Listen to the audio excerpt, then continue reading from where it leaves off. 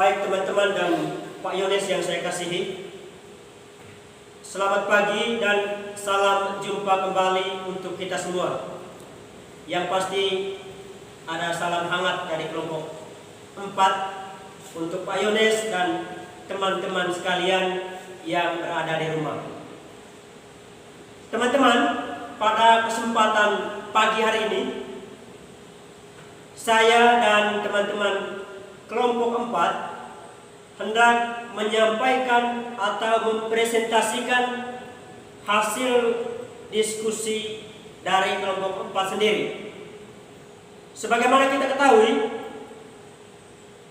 tema ataupun judul diskusi yang akan kami sodorkan, akan kami sampaikan ke hadapan teman-teman adalah sosiologi agama-agama.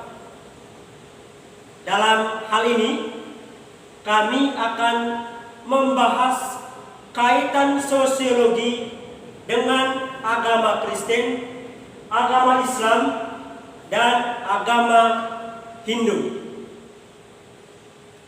Teman-teman, sebagai pertanyaan untuk menuntun kita dalam kegiatan diskusi pada kesempatan pagi hari ini adalah bagaimana kaitan antara sosiologi dengan agama-agama, atau sederhananya seperti apa atau bagaimana kaitan sosiologi dengan agama Katolik, dengan agama Kristen, dengan agama Islam, dan juga dengan agama Hindu. Teman-teman, dari sini saya juga mencoba memberikan sedikit gambaran atau gambaran singkat yang berkaitan dengan sosiologi agama. Baik teman-teman, sosiologi agama mencoba memahami makna yang diberikan oleh masyarakat kepada sistem agama tertentu dengan meletakkan agama dan keberagaman manusia sebagai gejala sosial. Sosiologi agama mencakup usaha pengembangan dan pencarian konsep yang lebih tepat sesuai dengan maksud untuk lebih memahami fenomena agama, agar manusia dapat memahami agama sebagai kepentingan dan kegiatan agama. Saudara dan saudari, agama dari sudut pandang sosiologi dilihat sebagai suatu atau sebuah fenomena. Pak Yones dan teman-teman, pada kesempatan ini saya tidak berdiri sendiri. Kami dalam kelompok, alangkah baiknya pada sesi berikutnya kita mendengarkan penjelasan dari teman-teman yang sudah dipercayakan untuk menyampaikan atau menjelaskan materi.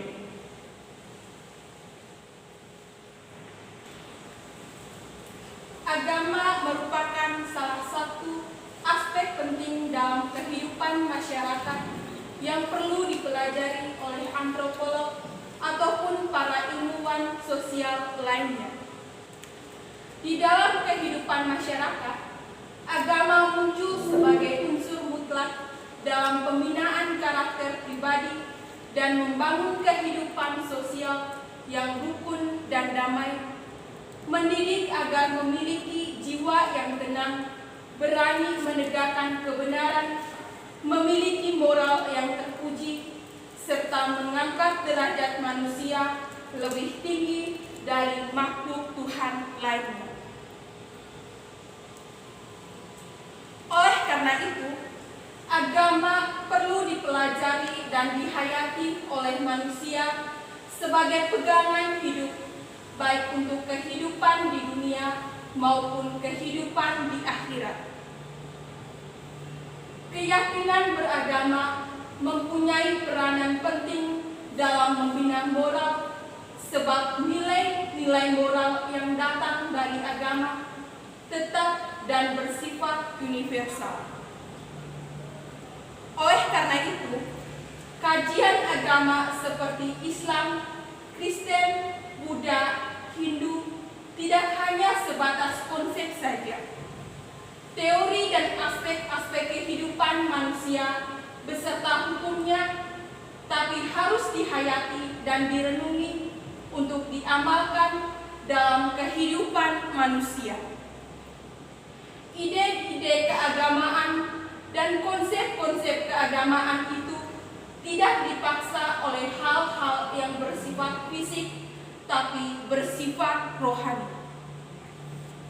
Karenanya, agama merupakan suatu institusi ajaran yang menyajikan lapangan ekspresi dan implikasi yang begitu halus dan berbeda dengan suatu konsep hukum ataupun undang-undang yang dibuat oleh masyarakat.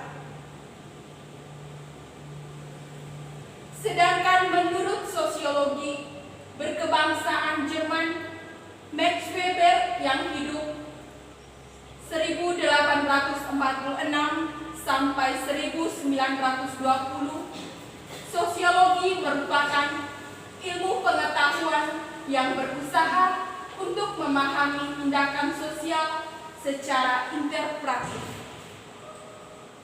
Dengan kata lain, sosiologi adalah ilmu yang berhubungan dengan pemahaman interpretif mengenai tindakan sosial supaya diperoleh kejelasan mengenai arah, maksud, dan akibat dari tindakan tersebut. Sosiologi menurut Max Weber bertujuan untuk memahami atau memberikan penjelasan mengapa seseorang bertindak atas cara tertentu atau untuk apa dia bertindak begitu. Max Weber amat menekankan pentingnya arti subjektif yang diberikan oleh seorang individu terhadap tindakannya. Reaksi atas suatu peristiwa bisa berbeda-beda untuk individu yang berbeda-beda karena interpretasi yang berbeda-beda pula. Sosiologi agama-agama sebagai hal esensi dan substantif yang hendak dibahas dalam tulisan ini hendak membahas kaitan sosiologi dengan agama-agama. Sosiologi agama mencoba memahami makna yang diberikan oleh masyarakat kepada sistem agama tertentu dengan meletakkan agama dan keberagamaan manusia sebagai gejala sosial. Sosiologi agama mencakup usaha pengembangan dan pencarian konsep yang lebih tetap sesuai dengan maksud untuk lebih memahami fenomena agama agar manusia dapat memahami agama sebagai kepentingan dan kegiatan manusia. Agama terkait dengan kebutuhan, perasaan, aspirasi, dan menyangkut beberapa aspek esensial keadaan manusia, maka pemahaman mengenai sosiologi agama hanya berhubungan dengan efeknya dalam pengalaman historis manusia dan dalam perkembangan masyarakat. Latar belakang. Sosiologi berasal dari dua kata dasar, yaitu socius dari bahasa Latin yang berarti teman atau sesama, dan logos dari bahasa Yunani yang berarti ilmu. Secara harafiah, sosiologi berarti tentang hidup-hidup bersama atau ilmu tentang hidup bermasyarakat. Menurut Auguste Comte, sosiologi adalah ilmu positif tentang masyarakat. Menurutnya, sosiologi adalah studi empiris tentang masyarakat. Ia berambisi untuk menjadikan sosiologi sebagai studi ilmiah tentang masyarakat. Sedangkan menurut Emil Durkheim, sosiologi adalah ilmu yang mempelajari faktor sosial. Fakta sosial adalah sesuatu yang berada di luar individu. Durkheim perlu menyatakan hal ini secara eksplisit karena di dalam sosiologi ada paham lain yang mengatakan bahwa kenyataan sosial merupakan hasil definisi atau interpretasi seseorang individu terhadap sebuah tindakan sosial.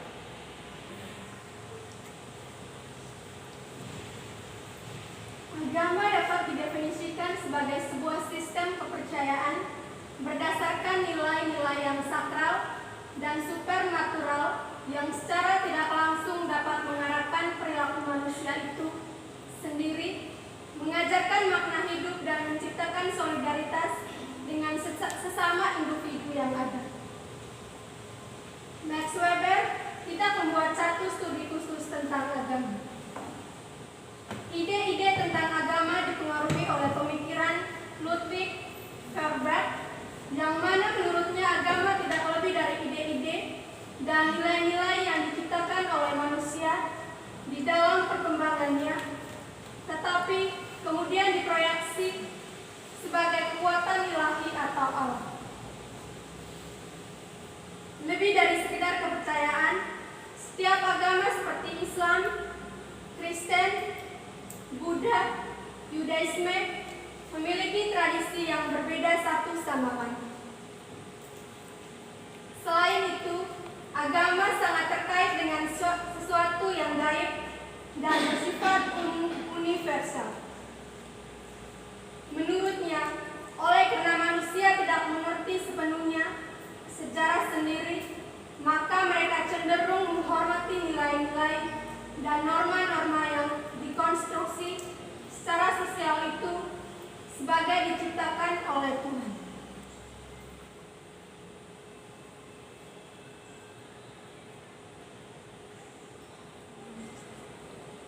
Rumusan masalah.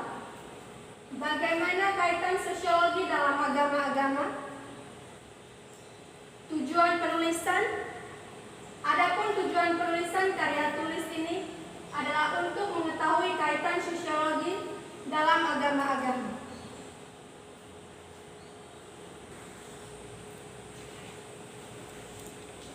Bab 2 pembahasan. Agama memiliki kedudukan yang penting dalam kehidupan manusia. Kehadirannya dapat ditemukan di tempat manusia tinggal dan hidup. Tanpa disadari bahwa eksistensi dari sebuah agama telah ada ketika zaman masih dalam proses prasejarah. Ketika itu, masyarakat menyadari dan mempercayai bahwa telah adanya kekuatan yang dikendalikan di luar diri manusia, dan dengan kekuatan seperti itu memberikan pengaruh dalam kehidupan. Agama dapat didefinisikan sebagai sebuah sistem kepercayaan berdasarkan nilai-nilai yang sakral dan supernatural yang secara tidak langsung dapat mengarahkan perilaku manusia itu sendiri, mengajarkan makna hidup, dan menciptakan solidaritas dengan sesama individu yang ada. Jika berbicara mengenai definisi sosiologi agama, maka ada beberapa hal lain yang tidak lupa kami singgung dalam pembahasan ini.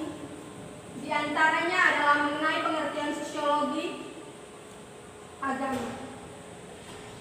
Sosiologi secara umum adalah ilmu pengetahuan yang mempelajari masyarakat secara empiris untuk mencapai kemasyarakatan yang seumum-umum.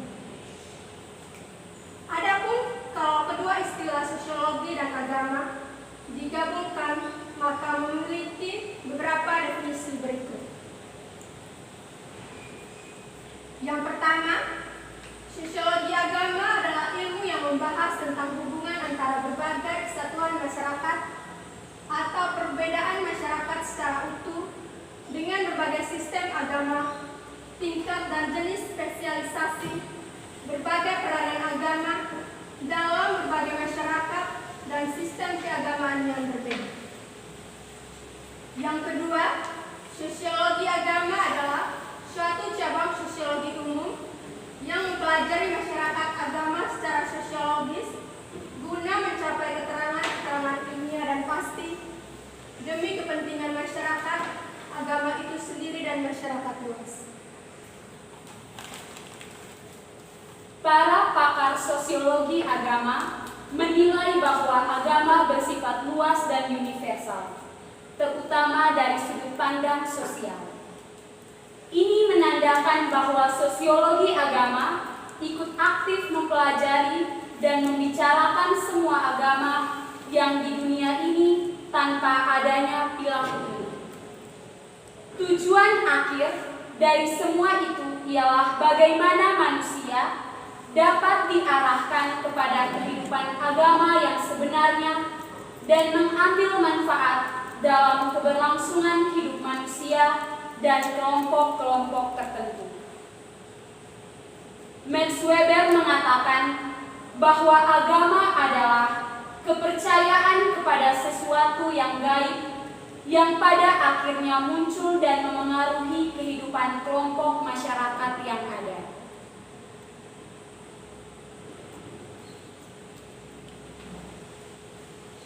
Ia juga mengatakan bahwa agama itu beraneka seperti Islam, Kristen, Hindu, Buddha, Yudaisme, dan Jainisme. Merupakan agama-agama keselamatan meskipun dalam tradisi-tradisinya menggunakan cara-cara yang berbeda dalam merespon terkait pelaksanaannya. Weber lebih menekan kajiannya pada tindakan sosial, yang mana sesuatu yang dilakukan tersebut memberikan sebuah pengaruh terhadap orang lain dan tidak lepas dari adanya keterkaitan dengan orang-orang yang ada di sekitar. Secara tidak langsung juga akan mempengaruhi pandangan-pandangannya tentang agama. Tindakan sosial juga merupakan satu perilaku, perbuatan seorang individu atau kelompok dalam upaya pencapaian tujuan dirinya. Tindakan tersebut juga bisa dilakukan secara berkelompok sehingga memberikan pengaruh bagi lingkungannya. Max Weber mengatakan bahwa tindakan sosial berarti sebuah aksi yang dilakukan seseorang yang pada akhirnya juga memberikan keterkaitan dengan orang-orang yang ada di sekitarnya tersebut. Salah satu pemikiran yang muncul dari Max Weber dalam karyanya ialah bahwa tindakan sosial yang dilakukan manusia juga diiringi dengan adanya sebuah motivasi dalam diri. Max Weber mengatakan bahwa tindakan sosial berarti sebuah aksi yang dilakukan seseorang yang pada akhirnya juga memberikan keterkaitan dengan orang-orang yang ada di sekitarnya tersebut. Salah satu pemikiran yang muncul dari Max Weber dalam karyanya ialah bahwa tindakan sosial yang dilakukan manusia juga diiringi dengan adanya sebuah motivasi dalam diri. Metode yang dimaksud dalam pemikiran ini dinamakan Vertehen, berupaya menemukan pemahaman yang benar dan jelas mengenai maksud dari tindakan sosial. Tindakan sosial yang dimaksud oleh Max Weber ialah tindakan yang dilakukan seseorang individu memiliki sebuah makna dan tujuan bagi dirinya atau yang melakukan dan diarahkan kepada orang lain. Ia juga menambahkan bahwa perihal tindakan sosial, manusia melakukan sesuatu dikarenakan ada sebuah tujuan yang ingin didapatkan, barulah setelah itu dilakukan sebuah tindakan atau pergerakan. Bagaimanapun, Weber tidak menyukai mengkaji fakta sosial masyarakat yang sulit untuk diamati seperti lapisan kelompok manusia dan lembaga yang ada dalam kehidupan manusia. Secara umum, sosiologi agama merupakan ilmu yang mempelajari fenomena agama menggunakan perspektif, pendekatan, dan kerangka menjelaskan sosiologis.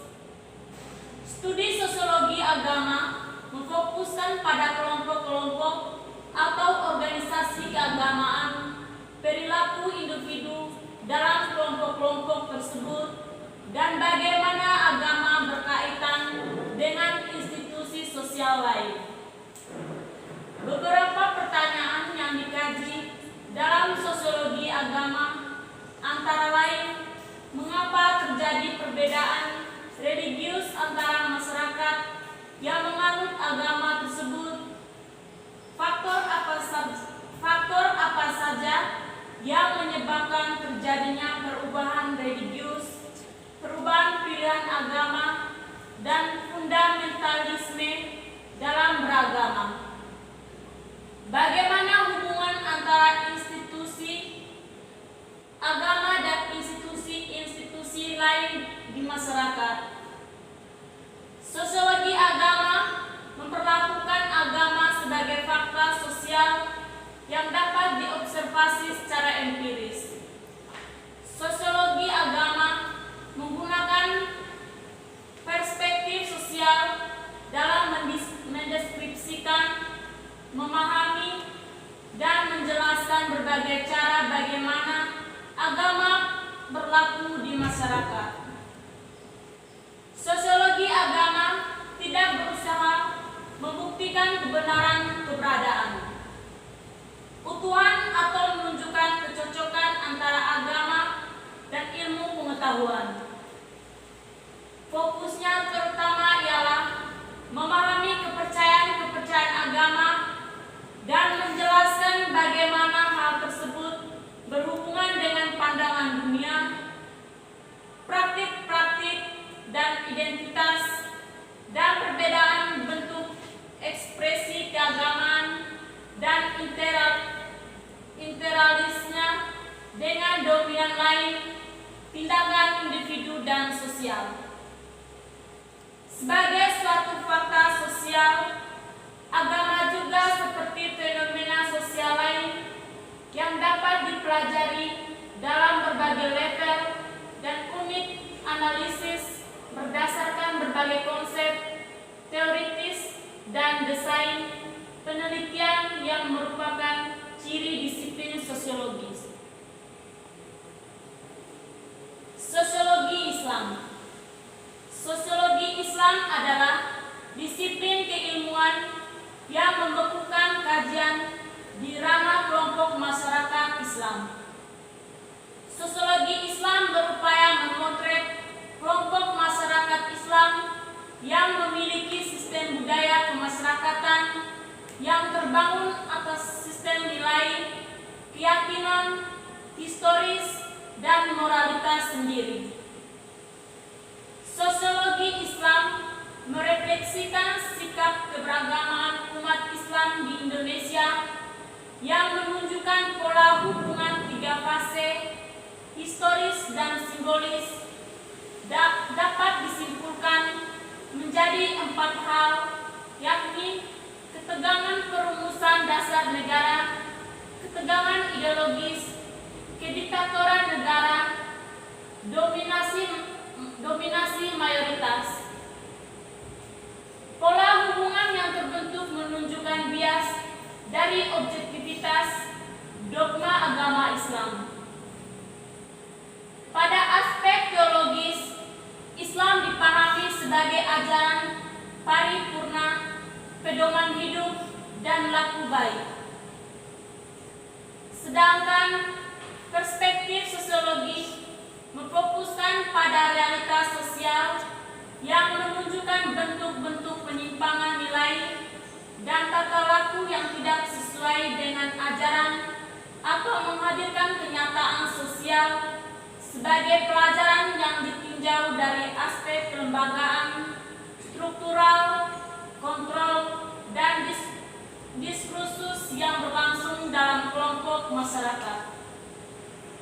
Sebab fenomena keberagamaan bukan hanya sebagai persoalan individu, tetapi juga persoalan kelompok, atau bukan hanya persoalan teologis, pengetahuan, dan kesadaran, tapi juga persoalan struktural di mana penguasa atau negara terlibat dalam pengontrol keberagamaan.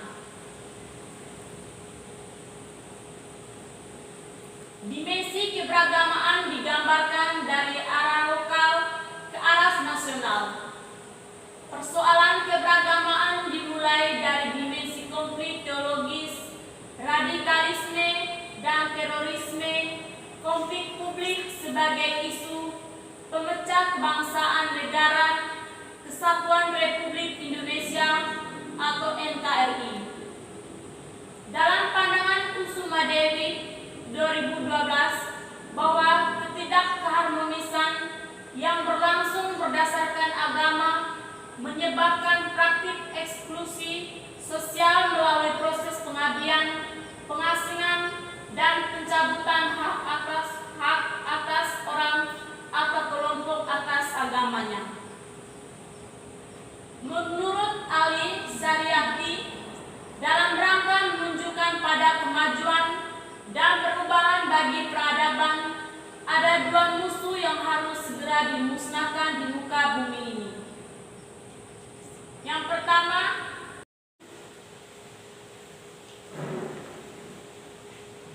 Marxisme vulgar menjelma terutama dalam Marxisme Stalinisme yang banyak digemari para intelektual dan kaum muda Iran. Dan kedua, Islam konservatif sebagaimana dipahami kaum mula yang menyembunyikan Islam revolusioner dalam jubah ketundukan kepada para penguasa. Untuk membebaskan masa dari krisis yang membawa mereka mencapai negara yang merdeka dan berkeadilan sosial ekonomi. Syariati yakni bukan melalui liberalisme, kapitalisme, ataupun sosialisme, namun yang bisa mengobati penyakit ini, kata Syariati, hanyalah Islam. Oleh karena itu, Syariati memandang bahwa Islam merupakan satu-satunya solusi yang dapat menyebabkan komunitas Muslim dari segala bentuk tekanan dan penindasan. Menurut Syariati, Islam harus menjadi kekuatan ideologi yang dapat menggerakkan revolusi. Upaya reformasi Islam dengan memberi pemahaman Islam yang benar, Islam yang murni, atau Islam autentik, dan tugas itu dapat dilakukan oleh tokoh-tokoh yang dapat dipercaya, memiliki pemahaman keagamaan yang mendalam dan rasional, dan mampu mentransformasikan Islam menjadi agama yang aktif, bukan agama yang pasif. Implikasi dari pengetahuan dan pemahaman yang benar tentang Islam menciptakan kedamaian, kerukunan, toleransi, cinta damai, dan penuh persaudaraan di dalam pluralitas kehidupan sosial kemasyarakatan. Sosiologi Kristen. Agama Katolik dan Protestan atau Kristen merupakan dua agama misioner yang masing-masing mempunyai panggilan untuk menyiarkan atau mewartakan dakwah agamanya kepada semua umat manusia. Panggilan misi tidak bisa ditiadakan karena menurut keyakinannya, misi ini merupakan perintah mulia dari Tuhan kepada umat. Kenyataannya, ketika misi dari kedua kelompok agama masuk ke dalam ranah publik atau masyarakat, maka yang terjadi ialah dua kelompok agama ini cenderung tidak diterima baik atau ditolak kehadirannya. Akan tetapi, di satu sisi, banyak orang Kristen yang tidak secara holistik dalam memahami arti misi dalam Alkitab. Seolah-olah misi atau pekabaran Injil adalah mengajak seseorang untuk masuk menjadi anggota gereja atau sekedar upaya-upaya kristenisasi. Menurut Richard Dawley, dalam bukunya Kristenisasi dan Islamisasi memperlihatkan bukti empiris bahwa isu kristenisasi atau pemurtadan sudah lama menjadi momok yang menghantui hubungan Islam dan Kristen di Indonesia. Sejak zaman penjajahan Belanda hingga sekarang, isu tersebut sering mencederai relasi Islam-Kristen. Pada era reformasi pun memicu terjadi ketegangan antara Kristen dan Islam. Menurut laporan internasional Crisis Group yang berpusat di Brussels, penyebabnya adalah kegiatan kristenisasi yang dilakukan oleh Yayasan Mahanaim, sebuah yayasan penginjilan yang berusaha memertobatkan umat Islam menjadi Kristen. Dikatakan bahwa Yayasan Mahanaim ini mempunyai agenda untuk mengabarkan Injil kepada kalangan Islam golongan bawah atau miskin. Menanggapi praktik yang dituduh sebagai upaya melakukan kristenisasi ini, dan ini memicu kemarahan dari kalangan Islam garis keras yang terdiri atas Forum Ulama Umat Islam, Front Pembela Islam, dan sebagainya. Pekabaran Injil adalah tugas hakiki gereja yang melekat pada gereja dan karena itu tidak mungkin diabaikan. Tugas itu sangat luas, tidak bisa direduksi hanya pada sekedar kata-kata, namun juga perbuatan. Matius 28 ayat 18 sampai 20 yang biasanya disebut amanat agung telah memotivasi sekian banyak utusan-utusan Allah memasuki dunia ini secara berani dan tangguh. Kita menghormati hal itu. Tetapi mungkin juga baik untuk menegaskan bahwa penekanan dalam ini bukan saja pada hal membaptiskan, tetapi terutama pada mengajar. Jadikanlah semua bangsa muridku dan ajarlah mereka melakukan segala sesuatu yang telah kuperintahkan. Secara singkat dapat dikatakan bahwa hal itu terungkap dalam mengasihi Allah dan sesama manusia. Pemahaman terhadap pekabaran Injil adalah suatu proses pemuridan atau bahkan penenangan jiwa-jiwa. Dari salah satu contoh ini saja sudah jelas adanya perbedaan persepsi itu. Juga menarik bahwa dua hal ini atau pemuridan dan kemenangan jiwa. Pemuridan dapat diartikan secara sangat luas. Salah satu maknanya adalah bahwa tidak secara eksplisit dipahami sebagai berpindahnya seseorang ke dalam agama baru, misalnya menjadi agama Kristen. Apakah menjadi murid berarti seseorang mesti menjadi anggota gereja? Tidak dapatkah seseorang itu adalah murid namun tetap berada di dalam agamanya sendiri? Siapakah yang bisa menyangkal misalnya Mahatma Gandhi yang adalah murid Yesus namun tetap menganut agama Hindu. Menurut penulis Matius bab 28 ayat 19 sampai 20, tidak ada kata-kata yang mengharuskan umat yang bukan beragama Kristen menjadi beragama Kristen. Yang ditekankan ialah menjadi murid. Kemudian, bagaimana caranya mereka menjadi murid?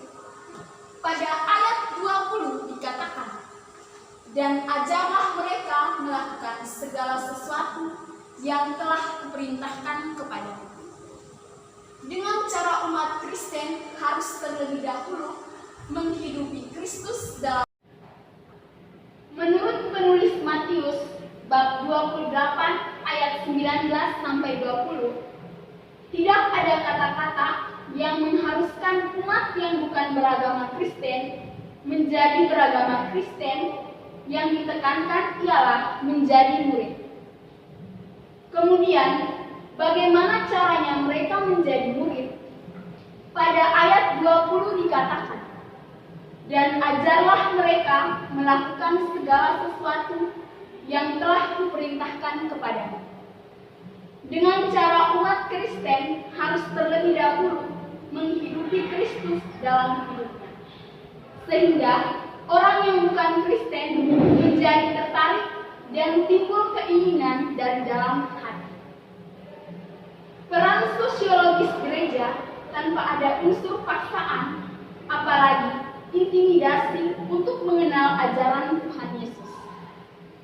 Pekabaran atau pewartaan Injil dirumuskan sebagai kehadiran presensia, yaitu sikap proaktif yang memperlihatkan solidaritas penuh, bahkan empati dengan masyarakat yang di dalamnya gereja hadir. Artinya, gereja melakukan hal-hal yang mestinya merupakan kepentingan bersama di dalam masyarakat atau polisi. Gereja proaktif di dalam memperjuangkan keadilan apabila ketidakadilan menjadi gaya hidup di dalam masyarakat. Gereja memperjuangkan kemerdekaan beragama atau bukan hanya Kristen, dan beribadah ketika kemiskinan melanda sebuah masyarakat. Gereja seharusnya proaktif ikut memerangi dan seterusnya. Sosiologi agama Hindu. Sosiologi agama Hindu adalah suatu disiplin ilmu yang merupakan bagian dari sosiologi agama yang mempelajari masyarakat pemeluk agama Hindu secara empiris yang bersifat positif menuju pengetahuan yang bersifat universal mengenai struktural, fungsi-fungsi serta perubahan-perubahan yang dialami masyarakat penganut agama Hindu. Tujuan agama melandasi tujuan hidup setiap umat Hindu yang merupakan dasar dan pedoman hidup. Dalam mencapai tujuan itu, umat Hindu mempunyai pedoman dan pegangan, yaitu kitab suci Weda yang tidak boleh diingkari, tetapi diyakini kebenarannya. Berkaitan dengan itu, ajaran Trihita karena menjelaskan bahwa ada 3 penyebab kesejahteraan yang bersumber kepada keharmonisan hubungan antara manusia dengan Tuhan, manusia dengan alam sekitar atau lingkungan. Trihita karena merupakan suatu konsep atau ajaran dalam agama Hindu yang selalu menitik berat bagaimana antara sesama bisa hidup secara rukun dan damai. Trihita karena bisa diartikan secara leksikal yang berarti 3 penyebab kesejahteraan. Yang mana Tri yang artinya 3, Hita yang artinya sejahtera, dan karena yang artinya penyebab. Adapun 3 hal tersebut adalah perhayangan, pawongan, dan perlimanahan. Perhayangan dari kata yang artinya Tuhan. Dalam arti yang sempit, perhayangan berarti tempat suci.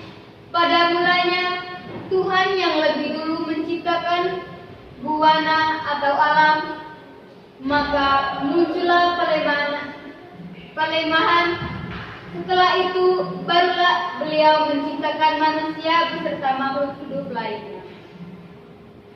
Setelah manusia berkembang dan menghimpun diri dalam kehidupan bersama dan mendiami suatu wilayah tertentu, maka muncullah masyarakat yang disebut dengan pabongan. Selain menyelaraskan hubungan Atman dengan Paramatman atau hubungan manusia dengan Tuhan, kita sebagai makhluk sosial juga harus membina hubungan dengan sesama manusia dan makhluk lainnya. Yang dimaksud dengan hubungan antar manusia dan makhluk lain ini adalah hubungan antar anggota keluarga, masyarakat, antara anak, suami dan istri, dan lainnya. Hubungan manusia dengan makhluk lainnya hendaknya dapat menciptakan suasana rukun, harmonis, dan damai serta saling membantu satu sama lain dengan hati yang penuh dengan cinta kasih. Yang mana kasih merupakan dasar kebajikan.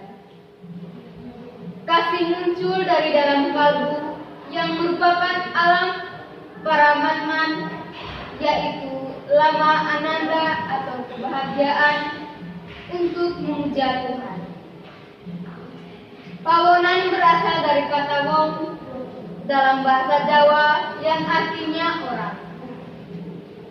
Pawongan adalah perihal yang berkaitan dengan orang dalam suatu kehidupan masyarakat. Dalam arti yang sempit, pawongan adalah kelompok manusia yang bermasyarakat yang tinggal dalam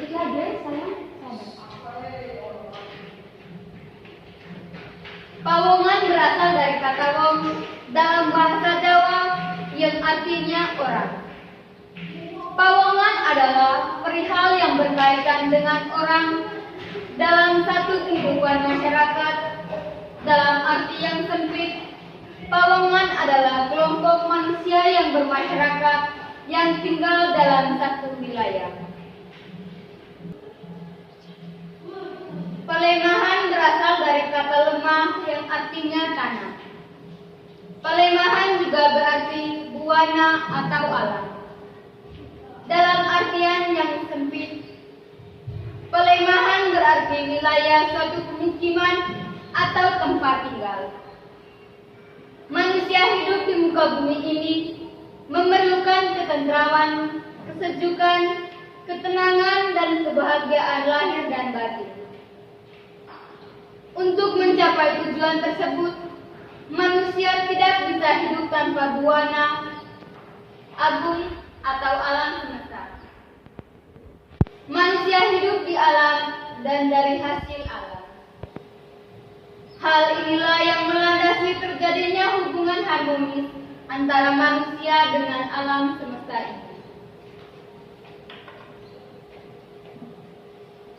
Berbicara kebahagiaan atau mengenai Trihita, karena tidaklah bisa dipisahkan antara pawongan, pelemahan, dan paramhyang, sebab antara satu dan yang lainnya saling keterikatan, yang mana implementasi ketiga ajaran tersebut menentukan kebahagiaan manusia saja, melainkan hubungan dengan alam dan Tuhan pula diajarkan. Implementasi Trihita karena sesungguhnya dapat diterapkan di mana dan kapan saja, dan idealnya dalam setiap aspek kehidupan manusia dapat menerapkan dan mempraktekkan Trihita. Karena ini yang sangat syarat dengan ajaran etika, yakni tidak saja bagaimana kita kepada Tuhan melalui praktik kita dalam kehidupan sehari-hari, seperti menghargai antara manusia dan alam semesta ini yang telah memberikan kepada bagi kita.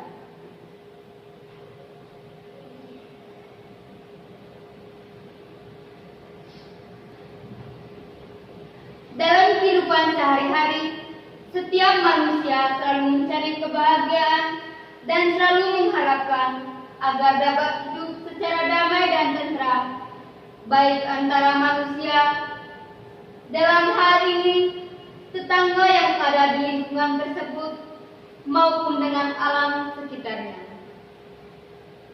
Hubungan tersebut biasanya terjalin dengan tidak sengaja atau secara mengalir saja, terutama dengan manusia. Namun ada juga yang tidak mempedulikan hal tersebut dan cenderung melupakan hakikatnya sebagai manusia sosial yang tetap dapat hidup sendiri. Dalam kehidupan manusia, segala sesuatu berawal dari diri sendiri dan kemudian berlanjut kepada keluarganya. Dalam keluarga, manusia akan diberikan pengetahuan dan pelajaran tentang hidup baik, tentang ketuhanan, ataupun etika oleh orang tua atau pengasuh kita. Dan beranjak dari hal tersebut, orang tua secara perlahan menanamkan nilai-nilai keagamaan dalam tubuh dan pikiran setiap anak-anaknya melalui praktik maupun teori. Begitu pula hal dengan pendidikan atau pemahaman tentang diri kita karena itu sendiri, secara sadar maupun tidak sadar, hal tersebut atau nilai-nilai ajaran tersebut sudah ditanamkan oleh orang tua melalui praktik kepada anak-anaknya. Bab 3 Penutup 3.1 Kesimpulan. Eksistensi dari sebuah agama telah ada ketika zaman masih dalam proses bersejarah. Ketika itu masyarakat menyadari dan mempercayai bahwa telah adanya kekuatan yang dikendalikan di luar dari manusia, dan dengan kekuatan seperti itu memberikan pengaruh dalam kehidupan. Bukti dari sebuah kekuatan tersebut, masyarakat sering mencoba merenung dan agama memiliki kedudukan yang penting dalam kehidupan manusia. Kehadirannya dapat ditemukan di tempat manusia tinggal dan hidup. Mempertanyakan penyebab suatu fenomena dapat terjadi seperti adanya fenomena alam, fenomena sosial, fenomena kebudayaan. Eksistensi masyarakat dan agama berada dan bergerak dalam lingkup ruang dan waktu. Salah seorang pakar, yaitu Ramstedt, mengatakan bahwa komponen sakral dari sebuah adat tradisi terbentuk melalui metode yang sederhana, seperti dalam hal mencari sebuah keputusan, jiwa kekompakan, dan yang berkaitan tentang seni, misalnya musik, lukisan, dan tari-tarian.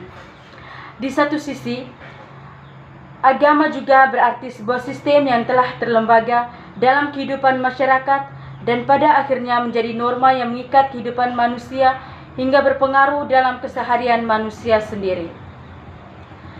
Para pakar sosiologi agama menilai bahwa agama bersifat luas dan universal, terutama dari sudut pandang sosial.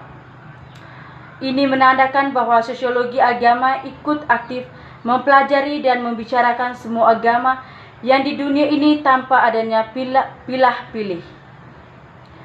Tujuan akhir dari semua itu ialah bagaimana manusia dapat diarahkan kepada kehidupan agama yang sebenarnya dan mengambil manfaat dalam keberlangsungan hidup manusia dan kelompok-kelompok tertentu. Max Weber mengatakan bahwa agama adalah kepercayaan pada sesuatu yang gaib yang pada akhirnya muncul dan mempengaruhi kehidupan kelompok masyarakat yang ada.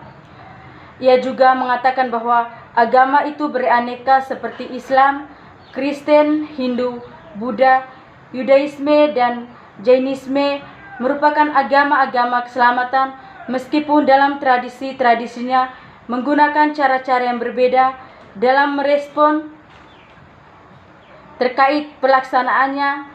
Weber lebih menekan kajiannya pada tindakan sosial, yang mana sesuatu yang dilakukan tersebut memberikan sebuah pengaruh terhadap orang lain dan tidak lepas dari adanya keterkaitan dengan orang-orang yang ada di sekitar. Secara tidak langsung juga akan mempengaruhi pandangannya tentang agama.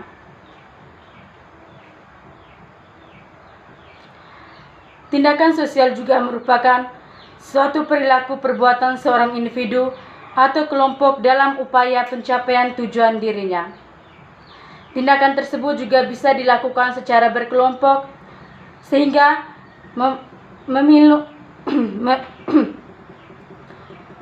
sehingga Max Weber mengatakan bahwa tindakan sosial berarti sebuah aksi yang dilakukan seseorang yang pada akhirnya juga memberikan keterkaitan dengan orang-orang yang ada di sekitarnya tersebut.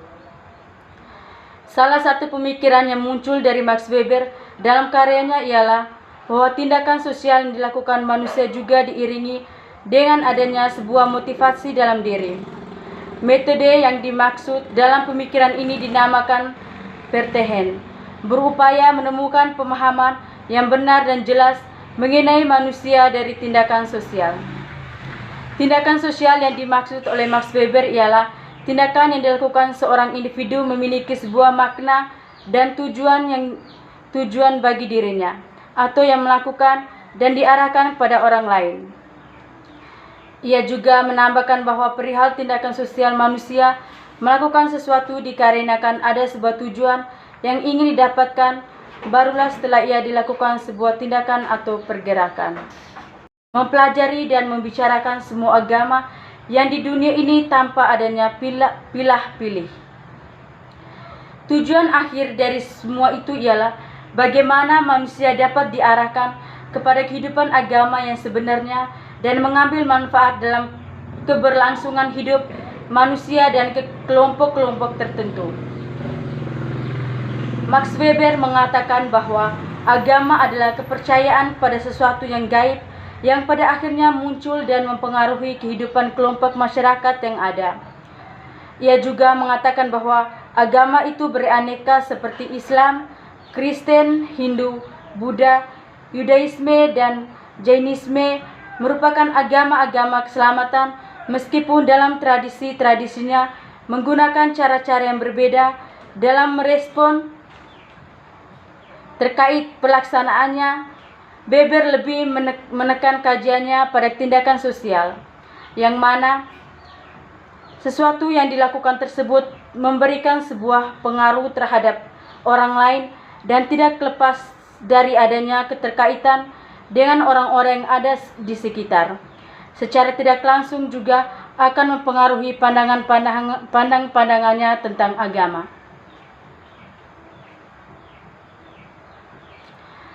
Tindakan sosial juga merupakan suatu perilaku perbuatan seorang individu atau kelompok dalam upaya pencapaian tujuan dirinya. Tindakan tersebut juga bisa dilakukan secara berkelompok sehingga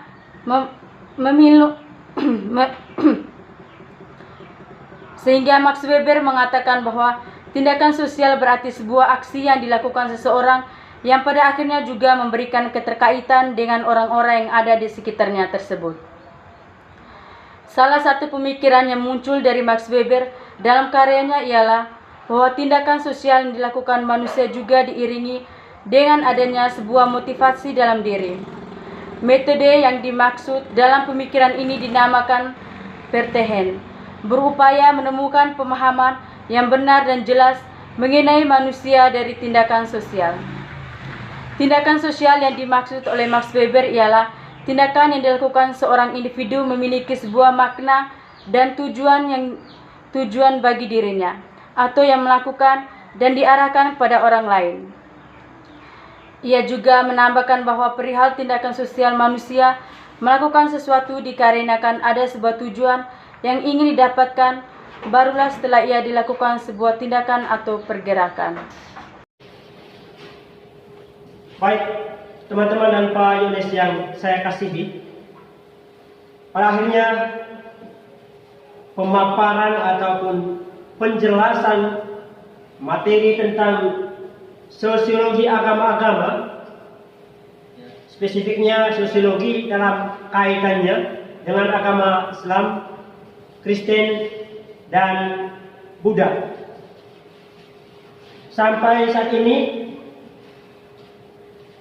sejauh kita ikuti, kita nonton bersama tadi, kita bisa mengambil benang merah ataupun yang menjadi kesimpulan bahwasanya eksistensi ataupun keberadaan agama membawa dampak positif bagi masyarakat dalam kehidupan sosial. Nilai-nilai luhur yang terkandung dalam ajaran agama, entah agama Kristen, Islam, Hindu, Buddha, dijadikan sebagai pedoman dan pandangan hidup bagi keberlangsungan hidup sosial masyarakat, seperti kedamaian, cinta kasih, persaudaraan, kerukunan, toleransi, dan persaudaraan, yang adalah atau merupakan bagian dari ajaran ataupun nilai-nilai luhur yang diajarkan oleh agama itu sendiri. Nah, nilai-nilai yang saya sebutkan tadi di atas menjadi pilar atau menjadi pedoman di dalam kehidupan bermasyarakat.